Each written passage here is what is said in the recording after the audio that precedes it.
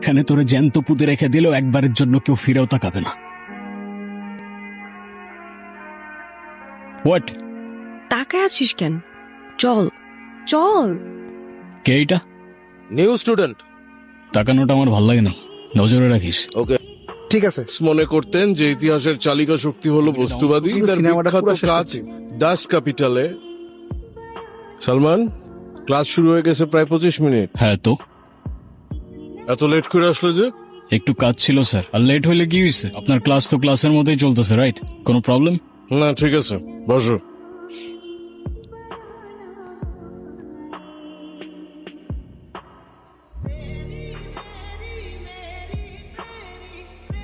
আজকে পুরো সিনেমা দেখে ক্লাসরুম থেকে যাবো। ফোনটা বন্ধ করেন। এটা ক্লাসরুম, সিনেমা হল না। কে তুমি? আর কাকে কি বলতেছো তোমার কোনো আইডিয়া আছে? মেজাজ খারাপ করো না, যাও। আমি কাউকে ভয় পাই না, আর সবাই চুপ থাকলেও আমি চুপ থাকবো না। এখন তুমি কাউকে ভয় পাবা কি পাবা না সেটা তোমার প্রবলেম, আর আমাদের এন্টারটেনমেন্টে ডিস্টার্ব করলে সেইটা আমার প্রবলেম। আর আমার প্রবলেম হইলে সেইটা এই ক্যাম্পাসের সবার গলার কাটা হয়ে যায়। ভয় দেখাচ্ছেন? এ মেয়ে মানুষের এই এক প্রবলেম, সেম কথা বারবার রিপিট করতে থাকে। আমার যদি এখান থেকে চলে যেতে হয় তাহলে এই কাহিনী অনেক দূর চলে যায়, আর আমার মনে হয় না তুমি সেটা চাও। সো চুপচাপ গিয়ে লক্ষ্মী মেয়ের মতো বসে ক্লাস করো।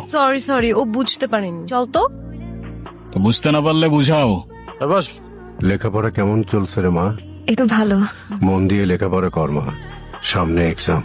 তোর বিশ্ববিদ্যালয়ের স্কলারশিপটা নাসির খুব কষ্ট করে ম্যানেজ করে দিয়েছে, না হলে তোর মায়ের এই অবস্থায় তোকে বিশ্ববিদ্যালয়ে পড়ানোটা খুব কষ্ট হয়ে যেত রে মা। পেনশনের টাকাটা পেলেই অপারেশনটা করে ফেলবো। আমাকে নিয়ে অত টেনশন করার দরকার নাই। সালমান, হ্যাঁ পাপা। কোথায় থাকো প্রতিদিন এত রাত পর্যন্ত? পা, আমি কি এখনো স্কুলে পড়ি যে দেরি করে আসার জন্য তুমি আমার ক্লাস নিচ্ছ? ক্লাস নিচ্ছি না, আমি জিজ্ঞেস করছি। আমি তোমার বাবা, তোমার জন্য তো আমার টেনশন হয়। তুমি আজকে ভার্সিটিতে কি করেছো? আমি আবার কি করলাম? আমি আবার কি করলাম মানে? ভার্সিটিতে একটা ছেলের গায়ে হাত তোলনি? ও আচ্ছা, এই ম্যাটার। ওই ছেলেটা কি করছে সেটা শোনো নাই? কিন্তু তাই বলে তুমি তার গায়ে হাত দেবে? হাতে চুরি পরে বসে থাকবো? সে কথা বলিনি, কিন্তু তুমি কেন তার গায়ে হাত তুলে হাত নোংরা করবে? আমি আছি না? ওরে এমন কিছু হলে তুমি আমাকে আগে বলবে। ওকে পাপা। এখন যাও, ফ্রেশ হয়ে খেয়ে নাও গে। ও আর পাপা, আমার কিছু টাকা লাগতো। কত? 50,000। ঠিক আছে, তোমার অ্যাকাউন্টে আমি কালকে পাঠিয়ে দেবো। Thank you papa. প্রশ্ন দেখে কেউ ভয় পাবা না, মনোযোগ দিয়ে সবাই লিখবা। আর যদি কেউ নকল করতে চাও তাহলে এখনই বের হয়ে যাও, আমি কিন্তু চুপ থাকবো না। ওকে? ওকে Okay, স্যার। sir.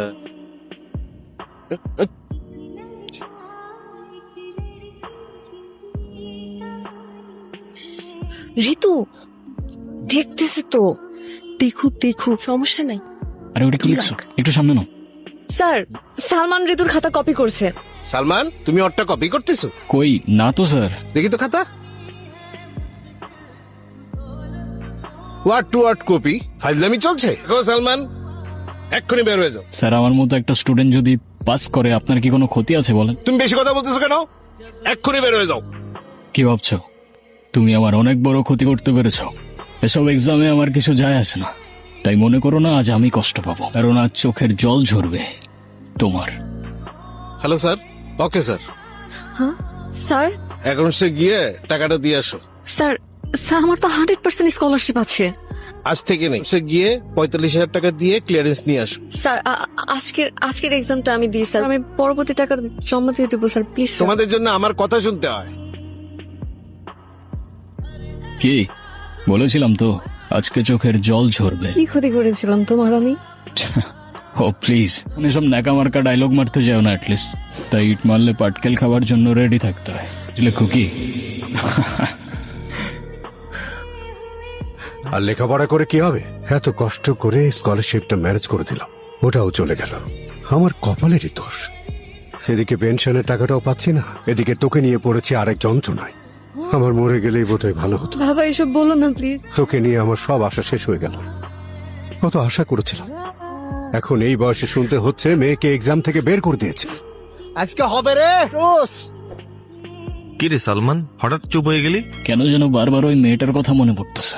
আরে ও তো তোর সাথে বাঙালির দিকে ক্যাম্পাস থেকে গায়েব হয়ে গেছে। আচ্ছা ভালো কথা, ও ক্যাম্পাসে আসে না কেন? আর আসবে কেমনে? ওর ফিনান্সিয়াল অবস্থা ভালো না, টিউশন ফিস কেমনে দিবে? কাজটা ঠিক হয় নাই। ভূতের মুখে রাম না, কি বলতেছিস তুই? কাজটা ঠিক হয় নাই, ওর সাথে অনেক বেশি বেশি করে ফেলছি আমি। আমার ওটা সরি বলা উচিত। তুই কবি সরি? তুই কেমনে বলবি? ওরা পাবি কে? ও তো ক্যাম্পাসেই আসে না। ওর বাসা কোথায়? চিনি, কিন্তু এখন এত রাতে সাইবা, তুমি সরি। চলে যাও এখান থেকে। সাইবা, আম সরি। কেন আসছো তুমি? তোমাকে সরি বলতে। তোমার সরি দিয়ে আমি কি করব? প্রত্যেকদিন আমার বাবা আমার সামনে কান্না করছে, চোখের সামনে দেখছি আমি আমার জীবনটা নষ্ট হয়ে যাচ্ছে। তোমার জন্য আমার পুরো জীবন এলোমেলো হয়ে গেছে, আর তুমি আসছো সরি বলতে? আমি জানি আমি তোমার অনেক বড় ক্ষতি করে ফেলছি, কিন্তু আমাকে একটা চান্স তো দাও অ্যাটলিস্ট। আমার কারো দয়ার প্রয়োজন নাই, তোমার কাছেই রাখো। তোমার যে ক্ষতিটা করেছি সেটা শুধরে দিলে তো মাফ করবে আমাকে। তোমার স্কলারশিপ রিনিউ হয়ে যাবে, আই প্রমিস। বললাম তো আমার কারো দয়ার প্রয়োজন নাই। যেটা তোমার ছিল সেটাই তো ফিরিয়ে দিচ্ছি তোমাকে, বিনিময়ে একটু মাফ কি করা যায় না আমাকে? আচ্ছা ঠিক আছে, আমি ভেবে দেখবো এখান থেকে।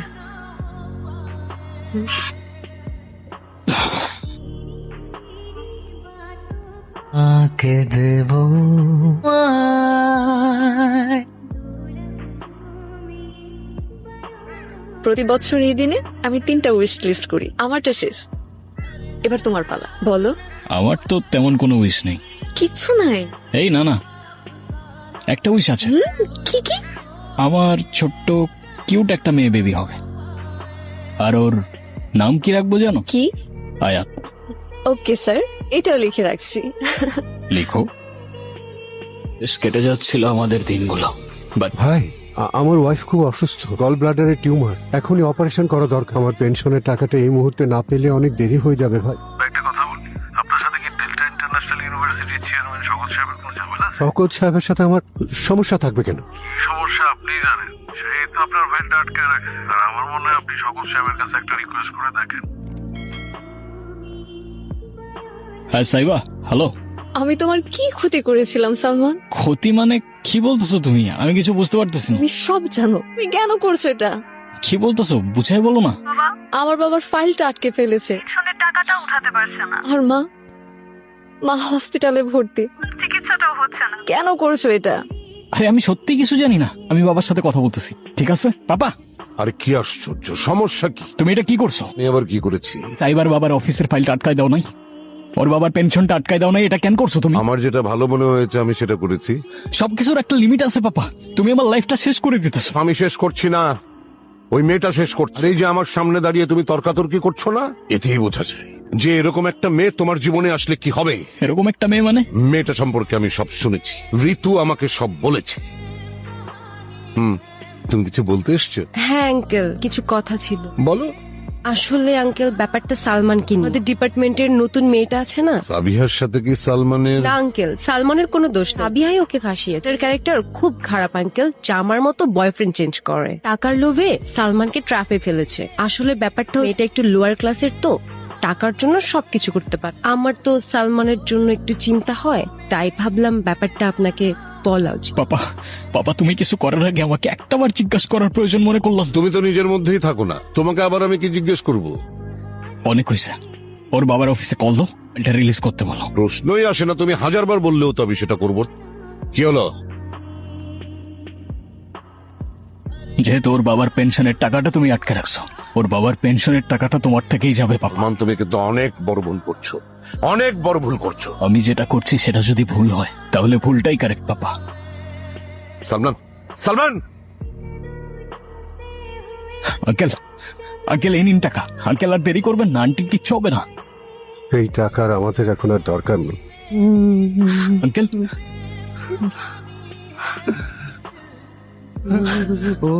সালমান, তুমি? আই সাইড প্রবলেম কি তোর? তুই পাপাকে এসব কেন বলছিস? আমি তো আঙ্কেলকে কিছু বলি নাই। সাইবার ক্যারেক্টার খারাপ, ওর টাকার অনেক লোভ, এসব বলিস নাই তুই পাপাকে? ওর ক্যারেক্টার খারাপ প্রমাণ দে, চল রাখ তোর প্রমাণ। ওর ক্যারেক্টার খারাপ হইলেও ওর আমি ভালোবাসি, তোর কি প্রবলেম? হ্যাঁ, আই এম সরি সালমান, আমি আর পারছিলাম না। আমি অনেক আগে থেকেই তোমাকে ভালোবাসি, কিন্তু সাইব আসার পর থেকে ওকে তোমার আশেপাশে আমার সহ্য হচ্ছিল না। আমি এসব আঙ্কেলকে যদি বলি তাহলে তুমি দূরে সরে যাবে। আমি শুধু তোমাকে চেয়েছিলাম, আমার ভুল হয়ে গেছে। তুমি জানো তুমি কি করছো?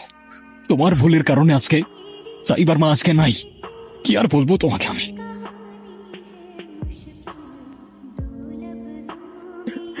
ম্যাম ওটিপিটা ওটিপি 3814। কি শপিং করলো আজকে আম্মুর সাথে? এই কি হলো, চলো। হ্যাঁ আসছি।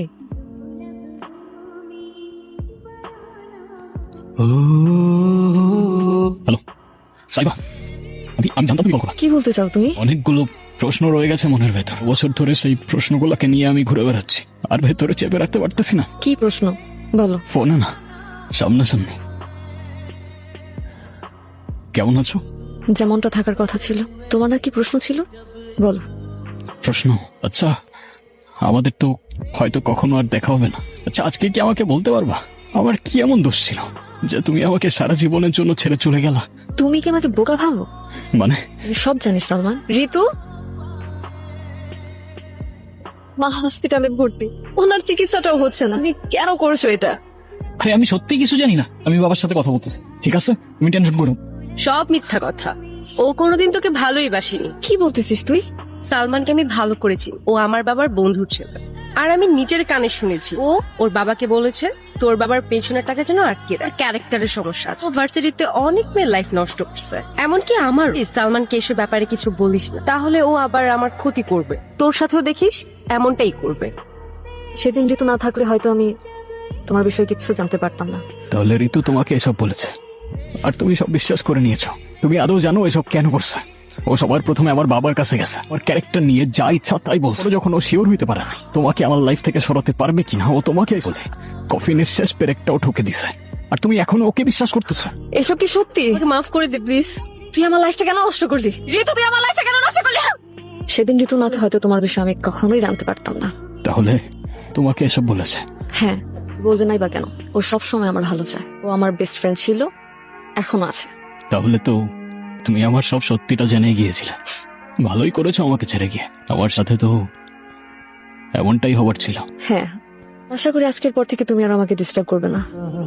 এটুকুই জানাচ্ছিল। দোয়া করি এভাবেই অনেক অনেক ভালো থাকো, আর কথা দিচ্ছি আজকের পর থেকে তোমাকে আর কখনো ডিস্টার্ব করবো না। আসি। I am sorry. তুই কেন সরি বলছিস? আমি জানি আমি কিছু বললে অতীত পরিবর্তন হয়ে যাবে না।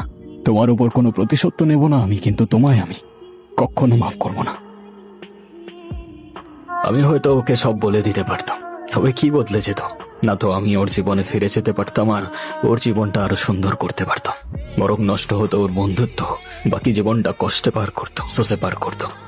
প্রত্যেকটা মানুষই তো কারো না কারো গল্পের ভিলেন হয়ে থাকে। আমি না হয় ওর গল্পের হয়ে থাকলাম,